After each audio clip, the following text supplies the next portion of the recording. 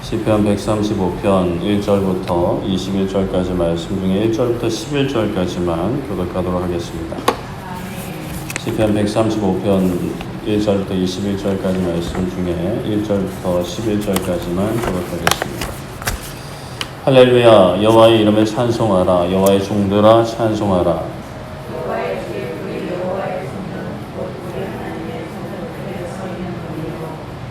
여호와를 찬송하라. 여호와는 선하시며 그의 이름이 아름다우니 그의 이름을 찬양하라.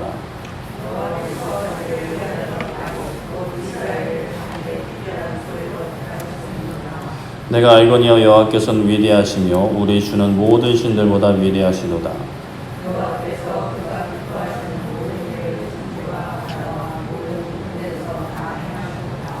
안개를 땅끝에서 일으키시며 비를 위하여 번개를 만드시며 바람을 그 곳간에서 내시는도다.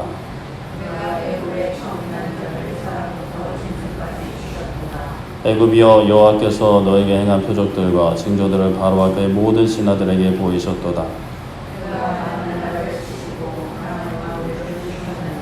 곧 아모리인의 왕 시온과 바산 왕 옥과 가나안의 모든 국왕이로다. 아멘. 네, 오늘은 찬양을 받으시기에 합당한 분이라는 제목으로 말씀을 나누고자 합니다. 사람은 이제 인정 욕구가 있습니다. 수고하고 노력하고 잘한 일에 대해서 인정을 받고 싶어 하죠. 나아가서 잘했다라고 칭찬을 받고 싶어 합니다. 그 마음은 그럴된 마음이 아니죠. 인정을 받고 칭찬을 받아야 나의 수고와 노력이 또 이게 헛된 것이 아니다라는 마음과 생각도 들고, 그러면 이제 또다시 수고하고 노력하는 어떤 동기와 목적과 힘이 생깁니다. 그런데 이 땅에서 문제는 너무 다른 사람의 인정과 칭찬만 이제 추구하다 보면, 거기에 집착을 하다 보면 또 문제가 생길 수가 있어요. 기본적으로 사람은 다 선하지 않기 때문에 서로 칭찬하고 인정하는 이 인간의 어떤 선한 교통이 제대로 이제 작동이 되지가 않습니다. 서운한 마음에 억한 심정으로 일부러 인정해주지 않고 칭찬해주지 않고 삐딱하게 볼 수도 있고요. 그리고 악한 심정은 없는데 상대방의 노력과 수고를 알아차리지 못할 때도 있습니다. 그리고 인정하고 칭찬을 했는데 그릇된 것을 인정하고 칭찬을 할 수 있어요. 그래서 같은 인정과 칭찬을 받고 또 그와 같은 인정을 받고 또 같은 칭찬을 받기 위해 열심히 노력했는데 나중에 정신 차려보니까 길을 제대로 이제 잘못 들어서 엉뚱한 데가 있을 수 있는 거죠. 예를 들어서 교회 안에서도 외모만 이제 칭찬하다가 이제 예배드리러 오는데 외모만 신경 쓰는 나 자신을 이제 발견할 수 있는 것처럼 우리 길을 잃어버릴 수 있습니다. 사람은 완전하지 않다 보니, 게다가 죄 아래 있다 보니 이렇게 칭찬과 인정이란 이 선한 모습, 좋은 관계 또한 제대로 작동하지 않게 되는 것이죠. 그래서 질서가 필요합니다. 정리가 필요해요. 바로 하나님께서 허락하신 질서가 필요합니다. 인정하고 칭찬하는 것도 하나님께서 기뻐하시는 질서 안에서 세워질 때 그 본래의 기능을 이제 잘 다할 수가 있는 것이죠. 하나님께서는 이 세상을 만드실 때부터 인정하시고 칭찬해 주셨습니다. 하나님께서 세상을 만드시고 하시는 말씀이 보시기에 좋았더라라고 하셨어요. 좋았다라는 거죠. 세상의 아름다움을 인정하시고 칭찬하신 것입니다. 그리고 사람을 만드시고 다 이제 만드시고는 심히 좋았다라고 말씀을 하셨죠. 사람은 애초에 그렇게 만들어진 겁니다. 하나님께 인정받고 칭찬받는 존재로 이 세상 가운데 또 특별한 존재로 만들어졌죠. 그런데 죄가 들어와서 하나님과의 관계가 깨어지니 그 인정과 칭찬을 이제 부족하고 또 죄에 매여 있는 서로에게만 받으려 하다 보니까 여러 부작용과 또 그릇된 결과가 나타나게 되는 겁니다. 그래서 사람이 하나님과의 관계가 회복되어서 하나님께 인정받고 칭찬받을 때, 또 하나님의 자녀들이 하나님께서 기뻐하신 질서를 따라서 서로 인정하고 칭찬할 때, 격려할 때 개인의 마음과 생각과 신앙이 바르게 자라가고 공동체가 이제 아름답게 세워질 수 있는 것이죠. 그렇다면 이제 우리가 그렇게 하나님께 인정을 받고 칭찬을 받으면 사람의 본래의 행복을 회복하게 되는데, 그렇다면 우리는 하나님께 이제 받았으니까 그래도 좀 뭐라도 좀 드리고 싶은데 무엇을 드릴 수 있을까? 사실 하나님께 드릴 게 많습니다. 구약에서부터 하나님은 이스라엘 백성들에게 다양한 것을 요구하셨어요. 다양한 것들인데 결국 그 중심을 관통하는 한 가지로 정리하자면 바로 사랑이라고 할 수가 있는데, 우리가 하나님께 드려야 할 것 바로 사랑입니다. 구약에서는 하나님을 사랑하는 방법을 율법을 통해 알려주셨어요. 그 가운데 다양한 제사법을 알려주셔서 하나님을 사랑하는 방법을 알려주셨죠. 그러나 이제 그 모든 율법은 결국에는 예수님을 예표하는 것으로 예수님에게서 이제 율법이 완성됐습니다. 그러면 이제 예수님을 통해서 우리는 하나님을 이제 사랑하게 되는데, 사실 구약이나 신약이나 오늘날 그리고 앞으로도 이러한 하나님을 향한 사랑을 이제 표현을 해야 되잖아요. 표현하는 방법에 있어서 과거나 지금이나 앞으로나 공통적으로 있어 왔고 있을 것이고 사라지지 않을 것이 바로 하나님을 인정하고 칭찬하는 거예요. 사실 하나님을 인정하고 칭찬한다라는 표현이 좀 어색하긴 합니다. 우리가 누군가를 인정할 때 인정한다라는 것은 사실은 이제 그것을 인정할 권위가 나에게 있음을 전제합니다. 대개는요.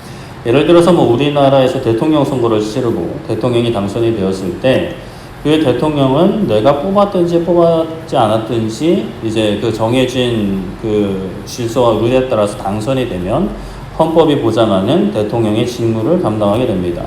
그런데 만약에 내가 그 사람을 뽑지 않았다라고 해서 뽑았는 것도 뽑힌 것도 마음에 안 들었다라고 해서 내가 저 사람을 대통령을 인정할 수 없다라고 한다면 그래 이렇게 이제 주위에서 생각을 하고 또 거기에 뭐 동의하는 사람들도 많이 있을 수 있겠지만, 그러나 그렇다고 해서 대통령이 안 되느냐? 물론 법적인 문제가 있으면 그건 나중에 법적인 다툼을 따지면 또 상황이 다를 수 있겠지만, 많이 사람들이 동의하지 않는다라고 해서 이제 그게 대통령의 직무가 다시 취소되고 그런 것은 아니죠.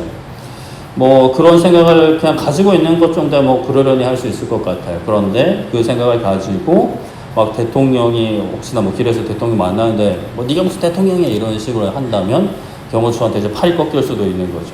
또 심각한 어떤 행동을 했다 그럼 법적인 책임도 질 수가 있습니다. 나 한 사람도 물론 투표권을 가지고 있고 그에 합당한 권리가 있지만 나 하나의 뜻으로 대통령이 되고 안 되고는 할 수가 없죠. 내가 인정하든 안 하든 대통령은 법에 따라서 질서에 따라서 뽑힌 것이고 그 사람은 대통령으로서의 직무를 정해진 임기 동안 수행하게 돼요. 그래서 사실 이러한 맥락을 보면 내가 하나님을 인정하고 안 하고가 무슨 의미가 있나. 어차피 하나님은 하나님이시고 영원히 계시고 알아서 높은 자리에 계시는데 나까짓게 무슨 인정한다고 무슨 뭐가 달라지느냐라고 생각을 할 수도 있는데, 하나님을 향한 우리의 마땅한 반응은 하나님을 하나님으로 인정하는 곳에서 출발한다라고 말할 수가 있어요. 우리가 수요일도 이와 같은 내용을 살펴봤었는데, 그렇게 이제 하나님을 하나님으로 받아들이는 것, 내가 그 앞에 순복하는 것이 인정한다라고 말할 수 있을 것 같고요. 그리고 칭찬도 사실 좀 그러하죠. 칭찬도 많은 경우는 윗사람이 아랫사람에게 합니다. 물론 아랫사람도 윗사람에게 칭찬할 수가 있어요. 대통령 얘기 계속 하자면 대통령이 일을 잘한다 라고 하면 우리 대통령 최고다, 일 잘한다 라고 칭찬할 수가 있죠.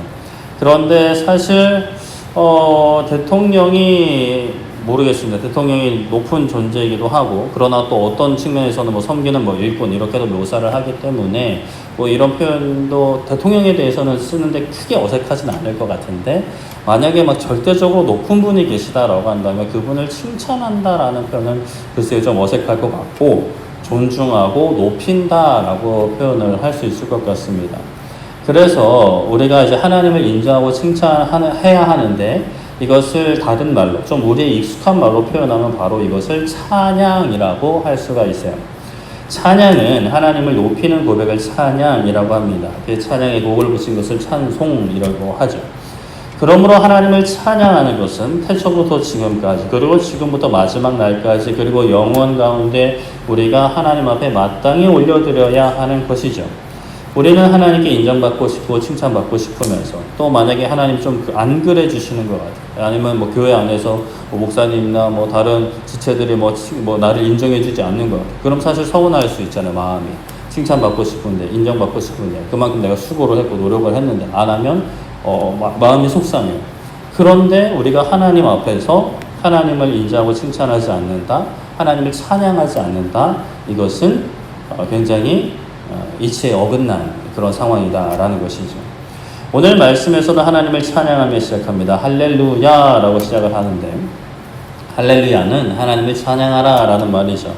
여호와의 이름을 찬송하라 합니다.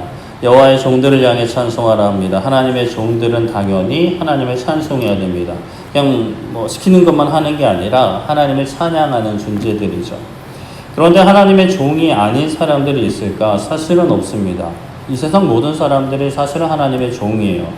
물론 그것을 받아들이지 않고 하나님을 대적하는 사람들이 많이 있지만, 그러나 그들도 본래의 정체성은 하나님의 종입니다. 그릇된 길을 걷고 있는 것 뿐이죠. 그들도 회개하고 돌아와 하나님을 찬송해야 됨이 마땅합니다. 특별히 그런데 여기서 하나님의 종들은 여호와의 집, 우리 여호와의 성전, 우리 하나님의 성전 뜰에 서 있는 너희라고 표현이 되어 있어요. 이 시편 또한 성전에 올라가는 노래와 비슷한 성격을 가지고 있다라고 볼 수 있습니다. 다만 다른 시편들은 성전에 올라가면서 함께 부르는 찬양이라고 이제 보면 되겠고, 이 시편은 성전 앞에서 부르는 노래, 다 같이 모여서 예배 가운데 부르는 노래, 뭐 이렇게 생각을 해볼 수 있을 것 같아요. 그렇게 하나님 앞에 서 있는 이들을 향해서 찬송하라 선포합니다. 먼저 찬송할 것은 3절에 여호와는 선하시며 그의 이름이 아름다우니 하나님의 이름을 찬양하라 합니다. 하나님은 선하십니다. 그런데 이 선함이 이 세상에서 통용되는 어떤 착함과는 약간 다를 수가 있어요. 이 세상에서 통용되는, 특히 한국 문화권에서 통용되는 착함은 뭔가 좀 어리숙한 것을 좀 포함하는 경향이 있습니다. 너무 착해가지고 다른 사람들에게 막 쓴소리 하지 못하고 막 손해를 그냥 혼자 다 감당하는 그런 어떤 모습들. 그런 면에서의 어떤 착함은 이제 하나님과 좀 거리가 있어요. 하나님은 하고자 하시는 말씀 다 하십니다. 특히나 죄에 대해서는 단호하십니다. 그래서 선하시다라고 할 때는 착하다라는 표현보다는 좋으시다라고 표현하는 게 좀 더 이제 적합하지 않을까 싶어요. 하나님은 좋은 분이세요. 그의 백성들, 그의 종들을 좋은 길로, 좋은 상태로 인도하시는 분이죠. 사망의 음침한 골짜기를 지나도 결국 푸른 초장으로 인도하시는 분이시며, 하나님을 사랑하는 자, 그의 부르심을 입은 자들에게는 합력하여 선을 이루시는 분이십니다. 결국 선한 곳으로, 좋은 곳으로 인도하시는 거죠. 그러므로 하나님을 높일 수밖에 없습니다. 찬양할 수밖에 없죠. 하나님의 이름은 아름답습니다. 사람의 이름이 이쁘다, 아름답다라는 것은 그냥 듣기에 말하기 이쁘다는 의미이지만, 하나님의 이름이 아름답다라는 것은 하나님의 이름뿐만이 아니라 하나님의 행하신 일들, 그 능력들이 아름답다라는 것을 의미해요. 그냥 좋은 수준이 아니라 아름답다 말할 수 있습니다. 그가 행하신 일들을 이 135편에서도 계속 이제 언급이 되고 있죠. 뭐 안 되면 그냥 냅두세요. 안타깝지만 뭐 못하는 거지. 그리고 이제 괜찮아요. 하지 마세요. 그리고 이스라엘이 특히 찬양해야 할 이유가 이제 4절에 언급이 되는데, 바로 하나님께서 자기를 위하여 야곱 곧 이스라엘을 자기의 특별한 소유로 택하셨다 합니다. 하나님께서 이스라엘을 특별한 소유로 삼으셨다라고 해요. 하나님께 선택을 받은 거죠. 그런데 하나님께서 자기를 위하여 그렇게 하셨다라고 합니다. 이 표현만 놓고 보면 이스라엘은 어떻게 되든 말든 뭐 하나님 좋으라고 한 것처럼 느껴질 수도 있을 것 같아요. 그러나 당연히 그것은 아니겠죠. 그렇다면 하나님께서 자기를 위해 이스라엘을 택하셨다라는 것이 어떤 의미일까?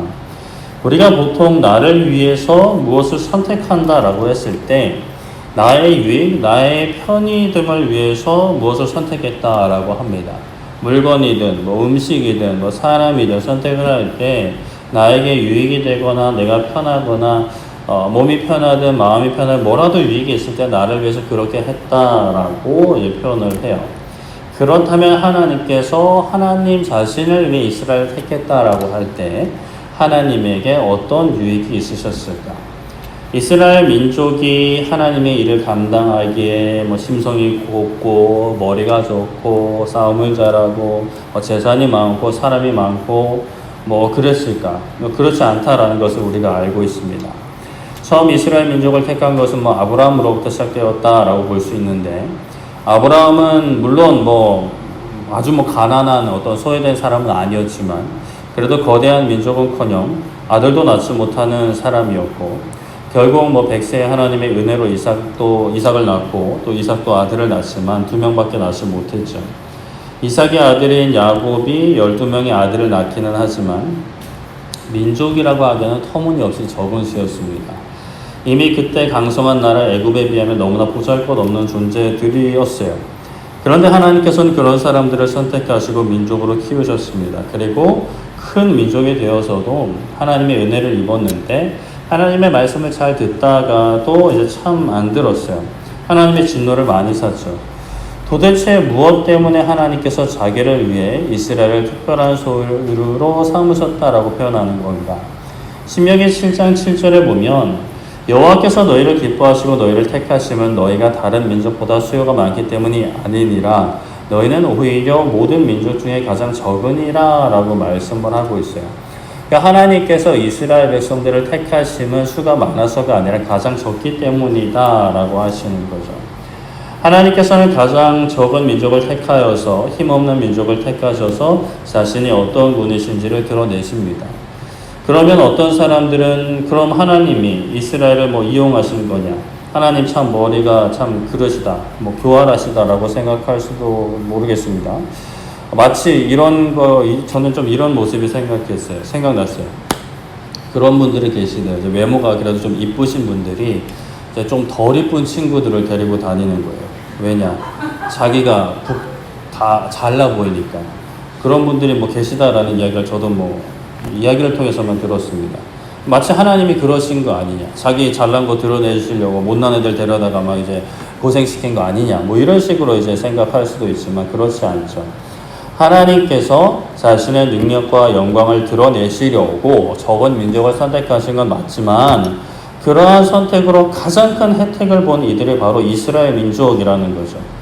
강하고 발전한 민족 애굽 민족은 하나님 진노 아래에서 엄청난 재앙을 겪었습니다. 그러나 약한 이스라엘 민족은 하나님께 선택을 받아서 그 혜택을 고스란히 누리게 된 거죠. 하나님께 이용당하고 버려지는 게 아니라 하나님께 선택받고 그 부르심의 복을 정말 양껏 누린 민족이 이스라엘입니다. 본래 자기들의 능력으로는 절대 누릴 수 없는 복을 하나님의 은혜로 누린 거죠. 그리고 그 가운데는 이스라엘을 향한 하나님의 사랑도 있었습니다. 아까 읽었던 신명기 7장 7절 다음에 7장 8절에 여호와께서 다만 너희를 사랑하심으로 말미암아 또는 너희의 조상들에게 하신 맹세를 지키려 하심으로 말미암아 자기의 권능의 손으로 너희를 인도하여 내시되 너희를 교정되었던 집에서 애굽 왕 바로의 손에서 속량하셨나니 라고 말씀을 해요. 이스라엘 백성들을 사랑하셔서 조상들에게 하신 약속을 지키시려고 그들을 애굽에서 인도해내셨다라고 고백을 합니다. 이스라엘 백성들이 하나님을 찬양할 이유는 이렇게 차고 흘러 넘쳐요. 충분합니다. 이스라엘을 선택해서 특별한 소유를 삼으시고 이스라엘을 사랑하신 하나님은 어떤 분이시냐. 5절부터 이렇게 쭉 언급이 되고 있어요. 모든 신들보다 위대하시고 천지와 바다와 모든 깊은 데서 기뻐하시는 바 뜻하신 일들을 행하실 수 있는 분이시고 안개와 번개를 만드시고 바람을 일으키시고 애굽을 치시고 거기서 그치지 않고 많은 민족과 강한 왕들 이 가나안 땅으로 올라오면서 그 모든 길들과 가나안 민족들을 치신 그들의 땅을 취하여 이스라엘에게 주신 분이 바로 여호와 하나님이라는 거죠. 인류 역사 속에서 넓은 지역을 호령한 국가들은 많이 있었습니다. 애굽, 바벨론, 페르시아, 몽골, 그리고 로마, 기타 등등 많았죠. 그러나 오래가지 못했습니다. 하지만 13절에 주님의 이름은 영원하다 합니다. 하나님의 이름이 영원하시니 그 이름을 기억하고 기념함이 대대로 이어지게 되는 거예요. 하지만 15절에 열국의 우상들은 귀한 은과 금으로 만들어졌고 입과 눈과 귀와 입의 모양이 있지만 말도 못하고 보지도 못하고 듣지도 못하고 어떤 호흡도 없는 존재들, 그것을 의지하는 자들은 그 우상처럼 호흡을 잃게 되는, 생명을 잃게 된다라고 말씀을 하고 있어요. 그 하나님께서 이스라엘을 선택하시고 자신을 드러내시는데 이스라엘로 하여금 그 놀라운 복을 누리게 하신 그 하나님께서 오늘날 우리도 선택하셨다라는 사실. 그렇다면 우리들을 왜 선택하셨을까? 이스라엘을 그렇게 선택해보니까 이건 안 되겠다 싶어서 좀 잘난 사람들을 선택하셨을까? 물론 세상 기준으로 평균으로 따지면 여기 계신 분들이야 그래도 뭐라도 잘나고 잘난 것이 있는 분들인 줄로 알아요. 그렇죠? 알아서 생각하시고.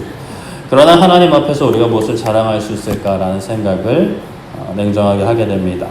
고린도전서 1장 27절에 그러나 하나님께서 세상에 미련한 것들을 택하사 지혜 있는 자들을 부끄럽게 하려 하시고 세상의 약한 것들을 택하사 강한 것들을 부끄럽게 하려 하시며 라고 말씀을 하세요. 뭐 그렇다고 그리스도인들이 다 미련하고 막 야가 빠졌냐, 약해 빠졌냐 이게 아니죠. 그리스도인이 바보라는 이야기는 아닙니다. 사도 바울도 뭐 똑똑한 사람이었죠. 훌륭한 사람이었습니다. 대단한 사람이었어요. 그리스도인 중에도 세상적으로 지혜 있고 지식 있는 능력 있는 권세 있는 사람들 있습니다. 그러나 저러나 그리스도인이라면 진짜 나는 미련합니다. 나는 약합니다라고 고백할 수 있는 사람들이에요. 세상의 지혜, 하나님을 경외하지 않는 세상의 지혜는 아무리 많아도 결국에는 하나님 앞에는 아무것도 아니다라는 것을 고백하는 사람들이 바로 그리스도인들이죠. 사도 바울이 고백한 것처럼 하나님을 알지 못했던 지난 나의 삶은 마치 배설물과 같다라고 고백하는 자들을 부르셔서, 아니 사실 그런 고백을 하기 전에 부르셔서 깨닫게 하시고 그런 고백을 하게 하시는 거죠. 그리고 하나님을 자랑하게 하십니다. 그것이 하나님께서 자신을 위하여 행하시는 일이라고 할 수 있어요. 마치 높지 않으신 하나님께서 자신을 높이시려고 우리를 이용하시는 게 아니라 좀 외모 잘난 친구가 못난 친구들 데리고 더 북돋으려고 그렇게 하는 게 아니라 이미 절대 대체 불가이신 하나님께서 그냥 있는 그대로 자기 자신을 드러내시기 위해서 우리를 택하셔서 부르시고 하나님을 이 땅 가운데 그 지존하신 하나님, 아름다우신 하나님, 선하신 하나님, 위로의 하나님, 능력의 하나님, 치료의 하나님을 모르고 죽어가는 사람들에게 알려주시려고 우리를 먼저 부르시고 우리를 통해 일하고 계시는 거죠. 베드로전서 2장 9절에 그러나 너희는 택하신 족속이요 왕같은 제사장들이여 거룩한 나라요 그의 소유가 된 백성이니 이는 너희를 어두운 데서 불러내어 그의 기이한 빛에 들어가게 하신 이의 아름다운 덕을 선포하게 하려 하신 것이다 라고 말씀을 합니다. 우리가 하나님께 선택을 받았어요. 하나님의 아름다우심, 그 아름다운 덕을 선포하게 하시려 우리를 부르셨습니다. 아름다운 덕이에요. 저번 주인가 중고등부 시간에 아이들에게 물어봤습니다. 너희들은 아름답다라는 고백을 해본 적이 있냐? 늘상 대답 없는 것처럼 이러고 있었어요. 근데 진짜 없을 것 같아요.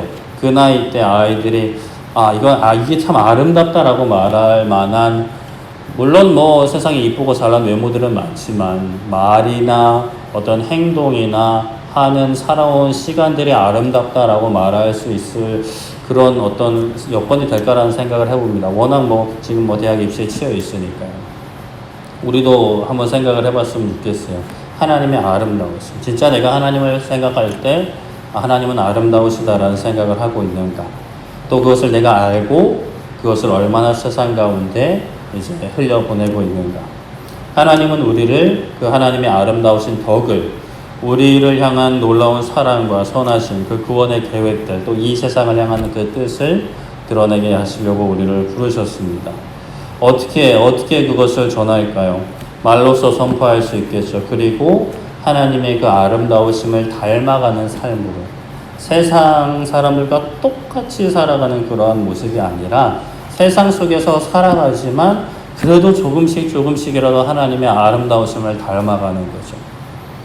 그러한 하나님께서 우리를 택하시고 부르시고 사랑하실 때 아무런 유익이 없는 우리를 부르셨던 것처럼, 우리가 죄인 되었을 때 우리를 먼저 사랑하신 것처럼 우리도 서로 사랑하면서 용납하고, 나의 유익 때문에 사람과 사귀고 사람을 선택하고 유익이 될 것 같으면 교회는 좋아하고 저 사람은 유익이 안 될 것 같고 피곤만 하겠다라고 하면 막 꺼리고 그런 게 아니라 이건 누가 봐도 도움이 필요한 사람이다라고 하면 오히려 막 박수 쳐줄 수 있는 그러한 모습들이 하나님의 아름다움을 닮아가는 거겠죠.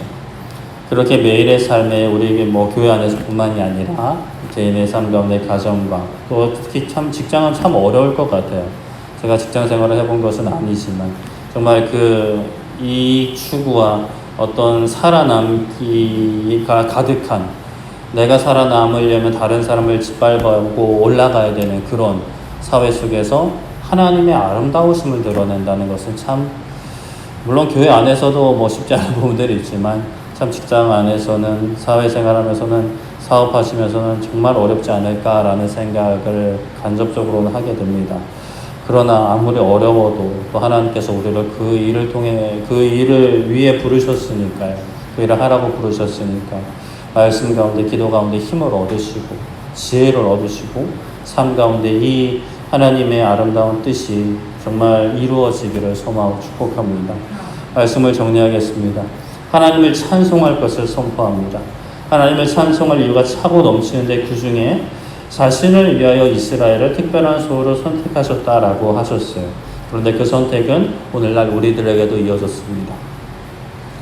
자신을 위한다라는 것이 하나님이 뭐 이기적이고 막 그런 분이 아니라 오히려 그것 때문에 우리가 큰 은혜를 입고 있고 그것 때문에 우리가 정말 큰 복을 누리고 있다라는 것을 고백하면서 우리가 먼저 하나님께 인정받고 사랑받고 싶은 그 마음으로 하나님을 찬양하고 하나님을 높이고 또 세상에 나아가서는 뭐 찬송을 부르는 그런 모습만이 아니라 하나님을 닮아가는 그 아름다운 모습을 닮아가는 삶을 통해 직접적으로나 간접적으로 하나님을 찬양하고 또 사람들에게 그 아름다움을 전할 수 있는 우리가 살아가는 세상이 아무리 더럽고 아무리 힘들고 아무리 어려워진다 하더라도 정말 그 척박한 땅에 아름다운 꽃 하나 피는 것처럼 우리의 삶이 직장에서나 가정에서나 어디에서나 우리의 삶이 정말 한 줄기 꽃이 되어서 그리스도의 아름다운 향기를 풍길 수 있는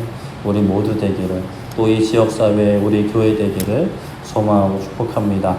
우리 함께 찬양하고 기도했으면 좋겠는데 우리 찬양할 때 부르신 곳에서 우리 함께 찬양할 때 부르신 곳에서 나는 예배하네라는 가사가 있는데 예배하네라고 우리가 찬양을 하겠지만 마음속에서 부르신 곳에서 찬양하네 하나님을 인정하네 하나님의 덕을 전하네라는 어떤 고백으로 우리 함께 찬양하고 기도했으면 좋겠습니다.